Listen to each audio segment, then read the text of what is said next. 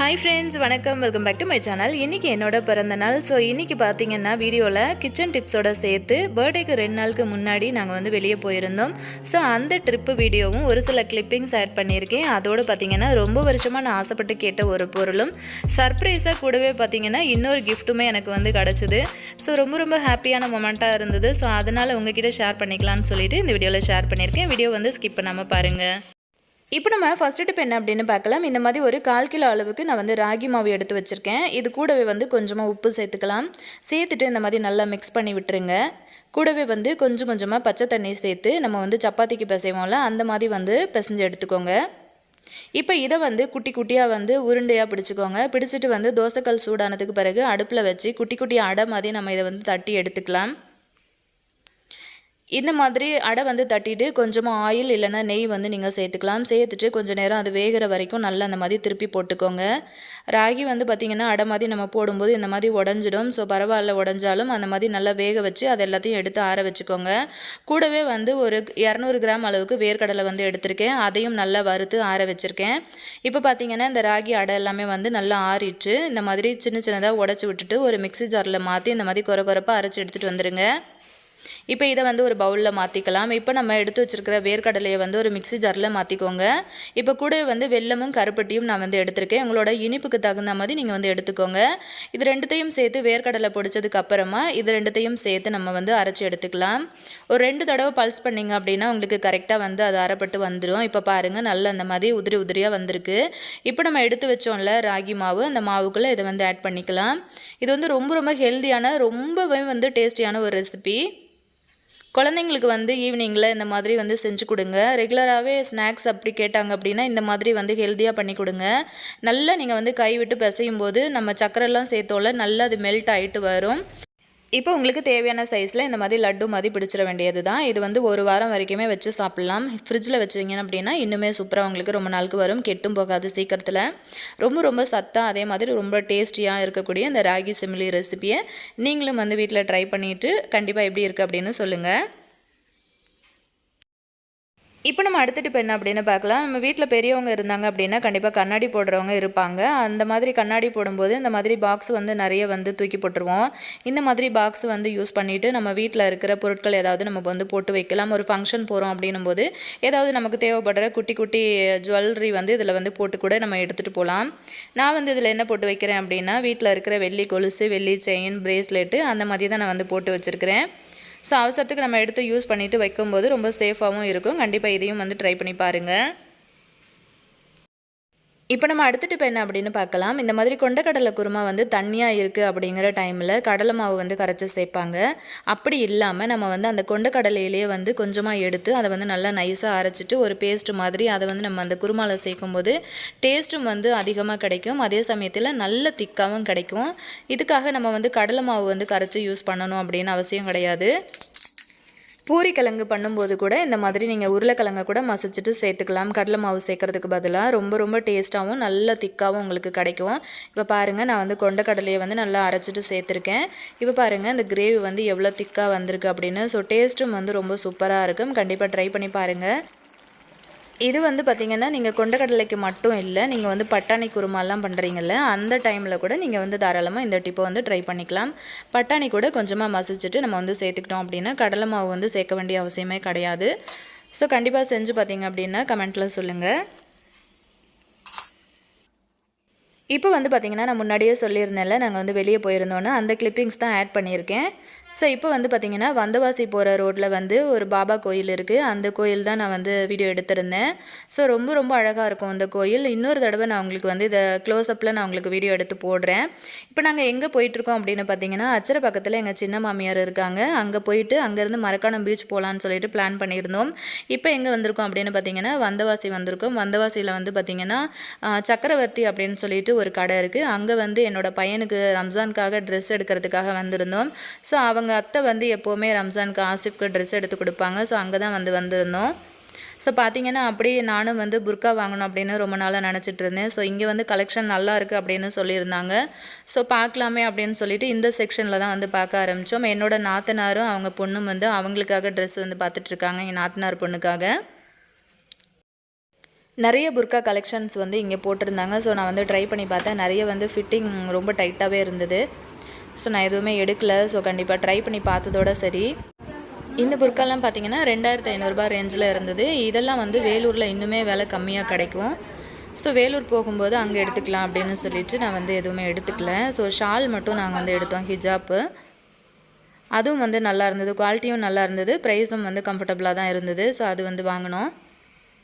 அவ்வளோதான், அங்கேருந்து நாங்கள் கிளம்பிட்டோம். இப்போ வந்தவாசியிலேருந்து நாங்கள் கிளம்பிட்டோம். அச்சரப்பாக்கம் போயிட்டுருக்கோம். செம்ம வெயிலாக இருந்தது. ஸோ நடுவில் அங்கங்கே வண்டியை நிறுத்தி ஜூஸு, கரும்பு ஜூஸ் அந்த மாதிரி வாங்கி குடிச்சிட்டே போயிட்டு இருந்தோம்.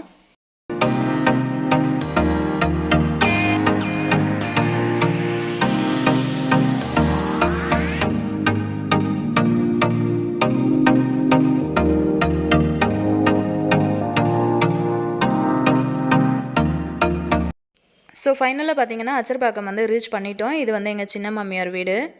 ஸோ அவங்களுக்கு ரொம்ப சந்தோஷம் ஆயிடுச்சு. ரொம்ப நாள் ஆயிடுச்சு நாங்கள் இங்கே வந்து. ஸோ பார்த்திங்க அப்படின்னா எங்கள் மாமியார், நாத்தனார், என் பையன், எங்கள் நாத்தனார் பொண்ணு, என் வீட்டுக்கார் இவ்வளோ பேர் தான் வந்திருந்தோம். ஸோ இன்றைக்கி வந்து பார்த்திங்கன்னா இவங்க வீட்டில் தான் மதியானம் எங்களுக்கு லஞ்சு. ஸோ என்னென்ன பண்ணியிருந்தாங்க அப்படின்னு சொல்லிட்டு காட்டுறேன். இவங்களுக்கு வந்து செடியெலாம் வைக்கிறது ரொம்ப ரொம்ப பிடிக்கும். வீடு ஃபுல்லாக சுற்றி எங்கே பார்த்தாலும் செடியாக தான் இருக்கும். இந்த பக்கம் தான் வந்து பார்த்திங்கன்னா மலைமாதா கோயில் இருக்குது. இவங்க வீட்டுக்கு எதிர்க்கே வந்து மலைமாதா கோயில் இருக்குது.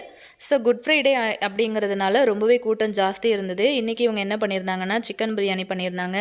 கூடவே வந்து பார்த்திங்கன்னா மாங்காய், முருங்கைக்காய் போட்டு தால்ச்சா பண்ணியிருந்தாங்க. அதுக்கப்புறம் வந்து எக்கு வந்து இந்த மாதிரி மசாலா போட்டு பண்ணியிருந்தாங்க. கூடவே புதினா சட்னி. ஸோ சாப்பிட்டுட்டு நாங்கள் அங்கேருந்து ஒரு 4 மணிக்கு மேலே கிளம்பிட்டோம். ஸோ மரக்காணம் பீச் போகலாம் அப்படின்னு சொல்லிட்டு கிளம்பிட்டோம். இது பார்த்திங்கன்னா ஈசிஆர் ரோடு.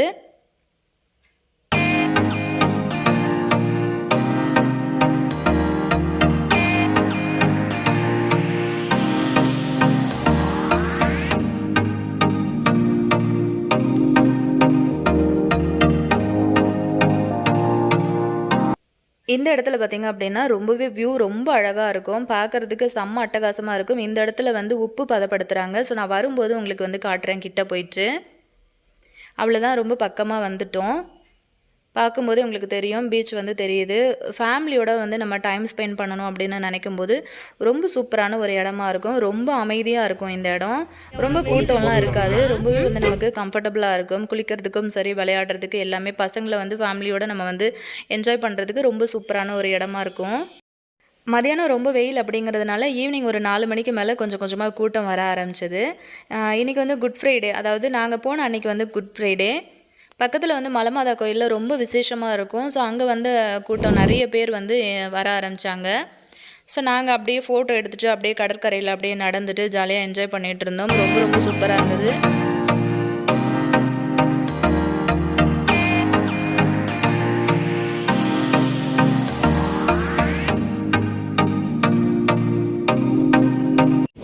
என் பையன் ஆசிஃப், அதுக்கப்புறம் என் நாத்தனார் அவங்க பொண்ணு. ஸோ ஃபோட்டோ எடுக்கிறதுல ரொம்ப பிஸியாக இருக்காங்க. அலை வந்து பார்த்திங்க அப்படின்னா ரொம்ப பெரிய பெரிய அலையாக இருந்தது. அவ்வளோதான், ஒரு 2-3 மணி நேரம் தான் நாங்கள் அங்கே இருந்தோம். ரொம்ப நேரம் இருக்கலை. ஸோ நாங்கள் போனதே 4 மணிக்கு மேலே தான். அதனால் இதுக்கு மேலே டைம் ஆகிடுச்சு அப்படின்னு சொல்லிட்டு அங்கேருந்து கிளம்பிட்டோம். ரொம்ப ஜாலியாக இருந்தது. ஃபேமிலியோடு போய் என்ஜாய் பண்ணிட்டு வரதுக்கு ரொம்ப சூப்பரான பிளேஸாக இருக்கும் இது. கண்டிப்பாக நீங்கள் பக்கமாக இருந்தீங்கன்னா ஒரு தடவை போய் பாருங்கள். வர வழியில் பார்த்திங்கன்னா நான் அந்த உப்பு பதப்படுத்துகிற இடத்த காட்டுறேன் அப்படின்னு சொல்லியிருந்தேன்ல. ஸோ அந்த இடத்துக்கு தான் இப்போ நம்ம போயிட்டுருக்கோம். இங்கே வந்து பார்த்திங்கன்னா இந்த கடற்கரை சைடில் ஃபுல் ஏரியாவுமே பார்த்திங்கன்னா இந்த மாதிரி உப்பு பதப்படுத்தி தான் வச்சுருக்குறாங்க. ஸோ உள்ளே யாரும் போயிடக்கூடாது அப்படின்னு சொல்லிட்டு கேட் போட்டு அதில் வந்து பூட்டு பெருசாக போட்டு வச்சுருந்தாங்க. ஸோ உள்ளே போயிட்டு என்னால் காட்ட முடியல.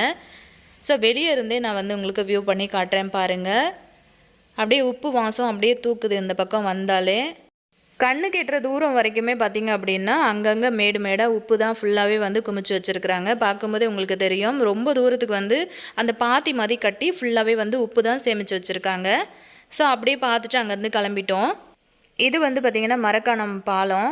ஸோ வியூ வந்து செம்ம அட்டகாசமாக இருந்தது. பார்த்துட்டே இருக்கணும் போல் இருந்தது நாள் பூரா. அவ்வளோ அழகாக இருந்தது. ஸோ நீங்கள் என்ஜாய் பண்ணுவீங்க அப்படின்னு இந்த கிளிப்பிங்ஸ் ஆட் பண்ணியிருக்கேன்.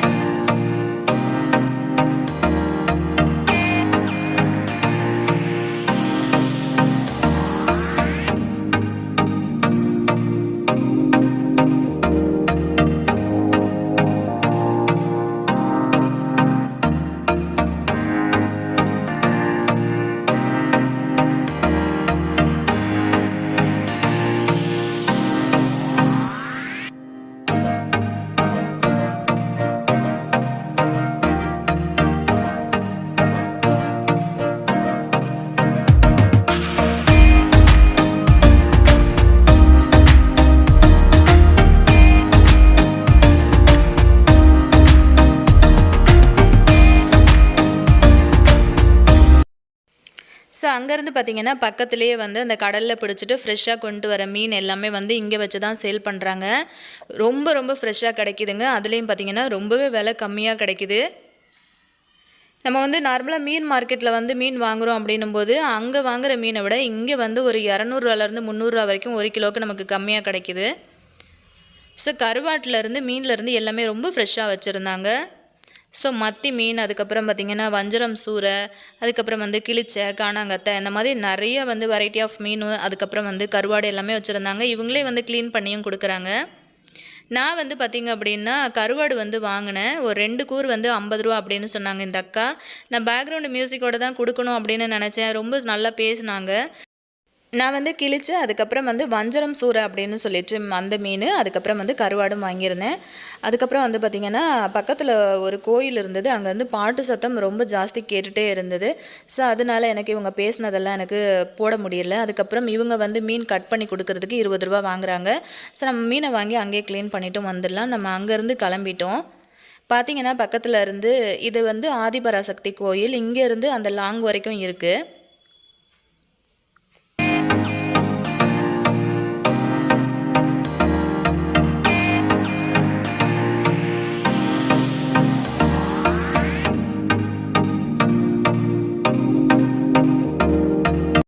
அவ்வளோதான், நாங்கள் வீட்டுக்கும் வந்தாச்சு. ஸோ நான் என்னென்ன மீன் வாங்கிட்டு வந்திருக்கேன் அப்படின்னு காட்டுறேன். இது வந்து மறுநாள். ஸோ மீன் எடுத்துகிட்டு வந்து நான் ஃப்ரிட்ஜில் வச்சுட்டேன். மறுநாள் காலையில் தான் வந்து எடுத்தேன். ஸோ பார்த்தீங்கன்னா இது வந்து கிளிச்சை அப்படின்னு சொன்னாங்க. ரொம்ப ரொம்ப டேஸ்ட்டாக அருமையாக இருந்ததுங்க. மீன் வந்து குழம்புக்கும் சூப்பராக இருந்தது, பொரிக்கிறதுக்கும் அவ்வளோ அட்டகாசமாக இருந்தது. அதுக்கப்புறம் இது வந்து வஞ்சரம் சூரை. பக்கத்துலேயே கடல் இருக்கிறதுனால அங்கேருந்து ஃப்ரெஷ்ஷாக வந்து பிடிச்சிட்டு வந்து கொடுக்கறதுனால மார்க்கெட்டில் கிடைக்கிற ரேட்டை விட ரொம்ப ரொம்ப கம்மியான ரேட்டில் எனக்கு கிடச்சிது. இது வந்து பார்த்திங்கன்னா 2 மீனுமே சேர்த்து ஒரு 3 கிலோ கிட்ட இருக்கும். இது ரெண்டும் சேர்த்து நான் வந்து 180 ரூபாய்க்கு தான் வந்து வாங்கினேன். ரொம்ப ஃப்ரெஷ்ஷாக இருக்குது மீன். இந்த மீன் வந்து பார்த்திங்க அப்படின்னா உங்களுக்கு வந்து மட்டன் இருக்குது பார்த்திங்களா, அந்த மாதிரி ஒரு டேஸ்ட்டில் கிடைக்கும். இது வந்து பொரிக்கிறதுக்கும் சரி குழம்புக்கும் சரி அவ்வளோ அட்டகாசமாக இருக்கும். ஸோ இதில் வந்து ஒரு பொரியல் ரெசிப்பியும் நான் வந்து உங்ககிட்ட ஷேர் பண்ணுறேன். இந்த மீன் வந்து கட் பண்ணுறது ரொம்ப ரொம்ப ஈஸி. நான் இது வந்து கட் பண்ணி வாங்கலை, ஏன்னா இதை நான் ஈஸியாகவே கட் பண்ணிவிடுவேன். ஸோ அதனால் நான் வீட்டில் எடுத்துகிட்டு வந்து தான் கட் பண்ணேன்.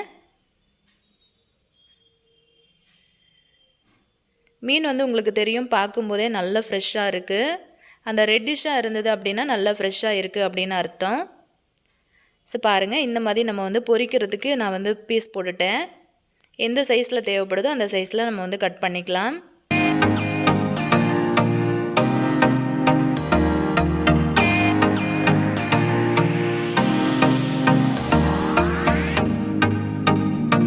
இந்த மீனோட கலர் வந்து பார்த்திங்கன்னா இந்த மாதிரி தான் இருக்கும். இதை வந்து வஞ்சரம் சூரை அப்படின்னு சொல்கிறாங்க. இப்போ நம்ம பொரிக்கிறதுக்கு மசாலா எடுத்துக்கலாம். தனி மிளகாத்தூள், அதுக்கப்புறம் மஞ்சத்தூள், அதுக்கப்புறம் கரம் மசாலா, அதுக்கப்புறம் மல்லிப்பொடி, இஞ்சி பூண்டு பேஸ்ட் 1 ஸ்பூன், தேவையான அளவுக்கு உப்பு சேர்த்துருக்கேன். ஒரு அரை மூடி எலுமிச்சம்பழத்தை இந்த மாதிரி பிழிஞ்சு எடுத்திருக்கேன். இது எல்லாத்தையும் சேர்த்து மிக்ஸ் பண்ணிவிட்டு கொஞ்சம் கொஞ்சமாக தண்ணி ஆட் பண்ணி ஒரு பேஸ்ட் மாதிரி பண்ணிவிட்டு நம்ம பொரிக்கிறதுக்கு எடுத்து வச்சுருக்கிற மீன் எல்லாத்தையும் இதில் வந்து டிப் பண்ணிக்கலாம். அவ்வளோதான். ரொம்ப ரொம்ப டேஸ்ட்டாக இருக்கும். இந்த மீனை பொறுத்த வரைக்கும் உங்களுக்கு மட்டன் டேஸ்ட்டில் அவ்வளோ அட்டகாசமாக இருக்கும். குழம்புக்கும் அவ்வளோ அருமையாக இருக்கும். அன்றைக்கி நான் என்ன பண்ணேன் அப்படின்னா மீன் குழம்பு வச்சு ரசம் வச்சு இந்த மாதிரி 2 மீனுமே வந்து ஃப்ரை பண்ணியிருந்தேன்.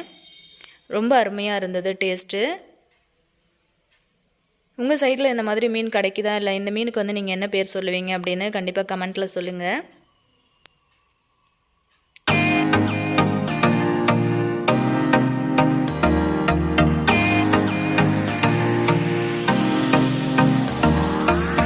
ஸோ ஃபைனலாக பார்த்தீங்கன்னா என்னோட பர்த்டே சர்ப்ரைஸ் கிஃப்ட் வந்து இதுதான். ரொம்ப வருஷமாக நான் வந்து கேட்டுட்டு இருந்தேன் டைனிங் டேபிள். ஸோ முன்னாடி இருந்த வீட்டில் வந்து அது போடுறதுக்கு இடம் பத்தாது. ஸோ அதனால் இந்த வருஷம் வந்து என்னோட பிறந்த நாளுக்கு வந்து வாங்கி கொடுத்துருந்தாங்க. ஃபுல்லாகவே வந்து ரோஸ் ஒர்க் பண்ணி இதில் வந்து 3D எஃபெக்டில் வந்து கொடுத்துருக்காங்க. கண்ணாடி அது டேபிள் ஃபுல்லாகவே.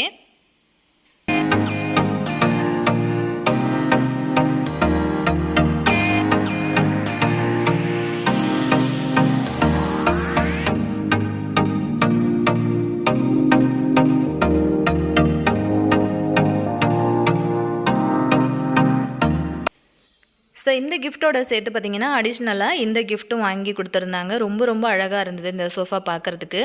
ஸோ ரெக்ரான் அப்படின்னு சொல்லிட்டு அந்த மெட்டீரியல் பார்க்க ரொம்ப சூப்பராக இருந்தது. ஸோ இந்த வருஷம் பிறந்த நாளில் வந்து பார்த்திங்கன்னா இந்த 2 கிஃப்ட் எனக்கு கிடச்சிது. ரொம்ப ரொம்ப ஹாப்பியாக இருந்தது. ஸோ இது வந்து ஹாலில் போட்டிருக்கேன். டைனிங் டேபிள் வந்து நான் உள்ள ஹாலில் போடணும்.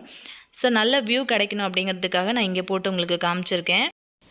ஆல்ரெடி நம்ம சேனலில் நிறையா டிப்ஸ் வீடியோஸ் நான் போஸ்ட் பண்ணியிருக்கேன். ஸோ டிஸ்கிரிப்ஷன் பாக்ஸில் லிங்க் கொடுக்குறேன். நம்ம சேனல் பிளேலிஸ்ட்லையும் இருக்குது. ஸோ மறக்காமல் செக் பண்ணுங்கள். இந்த வீடியோ பற்றின உங்களோட கருத்துக்கள் எதுனா இருந்ததுன்னா கீழே இருக்கிற கமெண்ட் செக்ஷனில் சொல்லுங்கள். ஃபைனலாக நம்மளோட பர்த்டே கேக்கையும் நான் வந்து உங்ககிட்ட காமிச்சிடுறேன்.